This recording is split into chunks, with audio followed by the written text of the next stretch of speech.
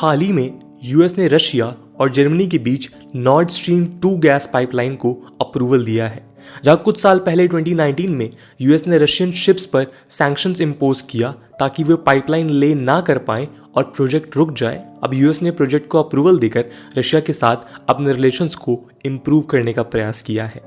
आपको बता दें कि नॉर्ड स्ट्रीम 2 गैस पाइपलाइन एक 1200 किलोमीटर पाइपलाइन है जो रशिया के ऊस्ट लुगा रीजन को बाल्टिक सी से होते हुए जर्मनी के ग्रेफ वॉल्ड रीजन से कनेक्ट करेगा। इस प्रोजेक्ट को रशिया के एनर्जी मेजर गैसप्रॉम और अन्य 5 कंपनीज ने 11 बिलियन इन्वेस्ट कर ऑलमोस्ट कंप्लीट किया है।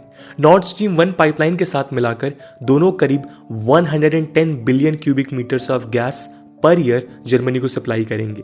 इस प्रोजेक्ट के कंप्लीशन के बाद ईयू का रशिया के ऊपर डिपेंडेंस 40% के ऊपर चला जाएगा। ये दर्शाता है कैसे यूरोप, जिसने रशियन प्रेसिडेंट व्लादिमीर पुतिन को 2014 Crimean peninsula annexation, 2016 US election interference के लिए एक्यूज किया था, आज अपने एनर्जी कंसर्न्स के लिए रशिया पर निर्भर कर रहा है। जहां पहले former US president Donald Trump ने प्रोजेक्ट को अपोज करते हुए कहा था कि ये प्रोजेक्ट जर्मनी को रशिया का हॉस्टेज बना देगी, वहीं करंट प्रेसिडेंट जो बाइडेन ने अपना रशिया स्टैंड सॉफ्ट रखते हुए इसे अप्रूवल दिया है।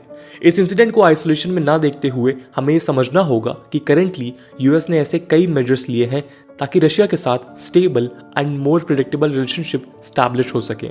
इस स्टैंड की मदद से यूएस अपने नंबर 1 एनिमी चाइना को काउंटर करना चाहता है, जिन्होंने 21st सेंचुरी में अपने इकोनॉमिक पॉलिसीज के बलबूते पर यूएस को टक्कर देना शुरू किया है। चाइना ने रशिया के साथ अलाइन कर अपने स्ट्रेटेजिक इंटरेस्ट को प्रमोट किया है।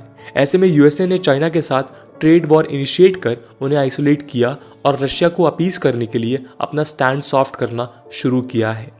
आइए आज हम इस वीडियो के माध्यम से जानते हैं कि आखिर कैसे यूएस और रशिया के बीच रिलेशन इवॉल्व हुए और जानेंगे कि कैसे चाइना को इन स्टेप्स के तहत आइसोलेट किया जा रहा है। इस कड़ी में चलिए पहले हम देखते हैं कि कैसे यूएस रशिया रिलेशनशिप इवॉल्व हुए। नमस्कार दोस्तों, मेरा नाम है आदर्श और स्वागत है आपका स्टडी आईक्यू में। दोस्तों, वर्ल्ड वॉर 2 के बाद वर्ल्ड बाइपोलैरिटी की तरफ गया, जहां 2 मेजर पावर्स यूएस और सोवियत यूनियन एक ऐसे टेंशन वाले दौर से गुजरे जिसे कोल्ड वॉर कहा गया।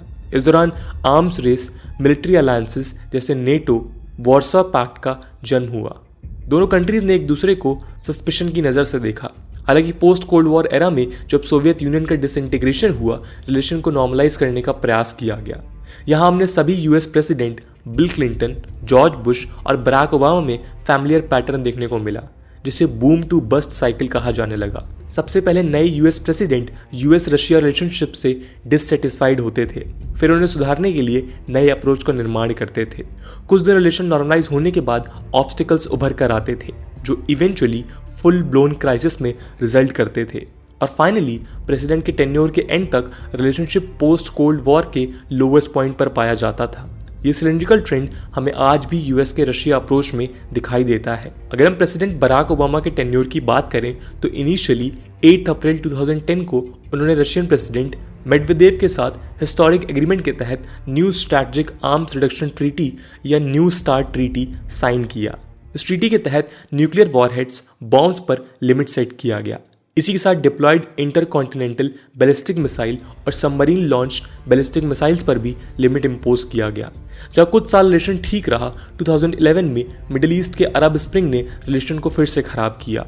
यूएस ने लीबिया में मुअम्मर कद्दाफी रेजिम को ओवरथ्रो किया और सीरियन प्रेसिडेंट बशार अल असद को भी हटाने का प्रयास किया। क्योंकि ये दोनों रेजिम प्रो रशिया थी, व्लादिमीर पुतिन ने यूएस के साथ कन्फ्रंट करना शुरू किया। इसी दौरान रशिया ने former CIA agent Edward Snowden को असाइलम दिया। स्नोडन ने रिवील किया कि किस प्रकार US government PRISM surveillance programme के तहत सीक्रेटली सभी कंट्रीज पर नजर रख रही है। फाइनली 2014 में यूएस रशिया रिलेशन अपने लोवेस्ट पॉइंट में था, जब रशिया ने फोर्सफुली यूक्रेन के क्राइमिया पेनिनसुला को एनेक्स किया। यूएन जनरल असेंबली ने एनेक्सेशन को इलीगल बताया और G8 और EU ने रशिया को ग्रुपिंग से सस्पेंड किया। इसी के साथ यूएस ने की कॉन्स्पिरेटर्स के खिलाफ सैंक्शंस इंपोज किए। इस इंसिडेंट के बाद रिलेशन और भी ज्यादा खराब हुए जब ये रिवील हुआ कि रशिया ने यूएस के 2016 इलेक्शन में इंटरफेयर किया था। ऐसा कहते हैं कि डोनाल्ड ट्रंप की इस जीत में पुतिन का बहुत बड़ा हाथ था। ट्रंप ने पावर में आते ही पुतिन के साथ टाइज रिस्टोर किए। उन्होंने कोई प्री कंडीशन ना रखते हुए टाइज को ट्रांजैक्शनल नेचर दिया ताकि हेल्दी वर्किंग रिलेशनशिप बने। लेकिन यूएस कांग्रेस ने ट्रंप को रोकने के लिए रशिया के ऊपर इकोनॉमिक सैंक्शंस इंपोज किए। मार्च 25, 2017 को उन्होंने 8 रशियन कंपनीज पर Iran, north Korea, Syria non proliferation act के तहत सैंक्शंस इंपोज किए। दोनों कंट्रीज ने अपने कंट्री से डिप्लोमेट्स को एक्सपेल करना शुरू किया। सीरियन वॉर में भी दोनों ने अपोजिट स्टैंड लिया। जहां रशिया ने बशार अल असद को सपोर्ट किया तो यूएस ने अपोजिशन को। वहीं दिसंबर 2019 में यूएस कांग्रेस ने नॉर्ड स्ट्रीम 2 गैस पाइपलाइन को अपोज करते हुए सैंक्शंस इंपोज किए। जहां अब तक यूएस ने सिर्फ रशिया को कंटेन करने का प्रयास किया और इंटरनेशनल अरीना में इनवर्ट पॉलिसीज को अपनाया, चाइना ने मौके का फायदा उठाकर अपना पावर दुनिया भर में स्प्रेड किया। उन्होंने बेल्ट एंड रोड इनिशिएटिव को यूज कर अपने इकोनॉमिक माइट को south east Asia, south Asia से लेकर यूरोप तक एक्सपैंड किया। चाइना के बढ़ते इन्फ्लुएंस को रोकने के लिए ट्रंप ने ट्रेड वॉर इनिशिएट किया।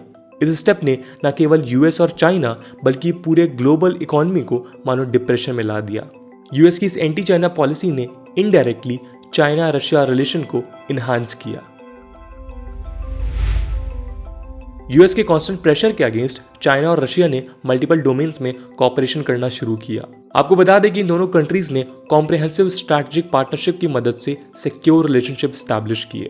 1997 के joint declaration on a multipolar world and establishment of a new international order और 2001 के treaty of good neighbourliness and friendly cooperation Russia और चाइना के बीच फाउंडेशनल एग्रीमेंट्स माने गए हैं। दोनों कंट्रीज के डिप्लोमेटिक के साथ साथ इकोनॉमिक इंटरेस्ट भी ओवरलैप करते हैं और खास करके एनर्जी सेक्टर में, जहां एक तरफ कांस्टेंट इकोनॉमिक सैंक्शंस के चलते रशिया नए एनर्जी मार्केट्स ढूंढ रहा है, वहीं दूसरी तरफ यूएस के ट्रेड वॉर के चलते चाइना ने रशिया से ऑयल और नेचुरल गैस इंपोर्ट करना शुरू किया है। हालांकि कोविड-19 के इमरजेंस के बाद हमें इस रिलेशनशिप में स्ट्रेन देखने को मिला है, जहां रशिया ने चाइनीज ट्रैवलर्स पर बैन इंपोज किया है। इसी के साथ चाइना के बढ़ते सेंट्रल एशिया इन्फ्लुएंस को रशिया ने ऑब्जेक्ट किया है। ऐसे में यूएस ने चाइनीज थ्रेट को रोकने के लिए रशिया के साथ रिलेशन बेहतर करने की कोशिश की है। Interestingly, US president Joe Biden ने पावर में आते ही पहले रशिया को Russian opposition leader Alexei Navalny के मिस्टीरियस पॉइजनिंग इंसिडेंट को क्रिटिसाइज किया। इसी के साथ यूएस के 2020 इलेक्शन में रशियन इंटरफेरेंस पर आक्रोश जताया और कहा कि रशिया को इसका प्राइस भुगतना पड़ेगा। उन्होंने 15 अप्रैल को 10 रशियन डिप्लोमेट्स को एक्सपेल किया और 6 रशियन टेक कंपनीज पर सैंक्शंस इंपोज किए। हालांकि चेंज ग्लोबल रियलिटी और चाइना के बढ़ते पावर को रोकने के लिए अब यूएस ने अपना स्टैंड सॉफ्ट करना शुरू किया है। US secretary of state Anthony Blinken ने रशिया के साथ stable and more predictable relationship बनाने की बात की है। इस डायरेक्शन में कई स्टेप लिए गए हैं, जैसे कि सबसे पहले उन्होंने न्यूक्लियर आर्म्स रिडक्शन के लिए न्यू स्टार्ट ट्रीटी को 5 सालों के लिए एक्सटेंड किया। इस एग्रीमेंट के तहत strategic nuclear warheads, land and submarine based missiles पर लिमिट इंपोज किया गया। इसके बाद डिप्लोमेटिक टाइज को रिस्टोर करने के लिए दोनों कंट्रीज ने एम्बेसडर्स को एम्बेसीज में आने की अनुमति दी। वहीं मिड जून में दोनों कंट्रीज के बीच जेनेवा बायलैटरल टॉक्स ऑर्गेनाइज हुआ। ये बाइडेन और पुतिन के बीच पहला फेस टू फेस मीटिंग था, जहां दोनों ने म्यूचुअल इंटरेस्ट को प्रमोट करने की बात की। इस टॉक का सबसे इंपॉर्टेंट आउटकम रहा स्ट्रैटेजिक स्टेबिलिटी डायलॉग का रीलॉन्च, जिसकी मदद से आर्म्स कंट्रोल और न्यूक्लियर वेपन्स में प्रेडिक्टेबिलिटी लाया जाएगा। Finally Nord stream 2 gas pipeline पर सैंक्शंस हटाकर उसे अप्रूवल देकर यूएस ने अपना सॉफ्ट स्टैंड रशिया के लिए दर्शाया है। इस पाइपलाइन अप्रूवल की मदद से यूएस रशिया और ईयू के साथ बेटर रिलेशनशिप स्टैब्लिश कर चाइना को काउंटर करना चाहता है।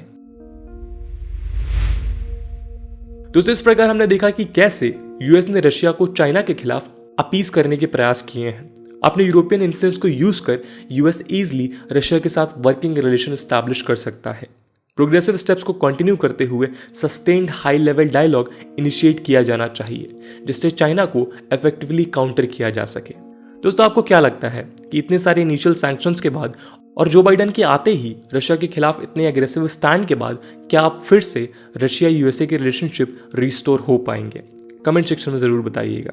आज की वीडियो के लिए इतना ही। आई होप आपको वीडियो पसंद आई होगी, और अगर पसंद आई है तो अपने दोस्तों के साथ शेयर करना मत भूलिएगा। हम मिलते हैं अगले वीडियो में, तब तक के लिए जय हिंद, जय भारत।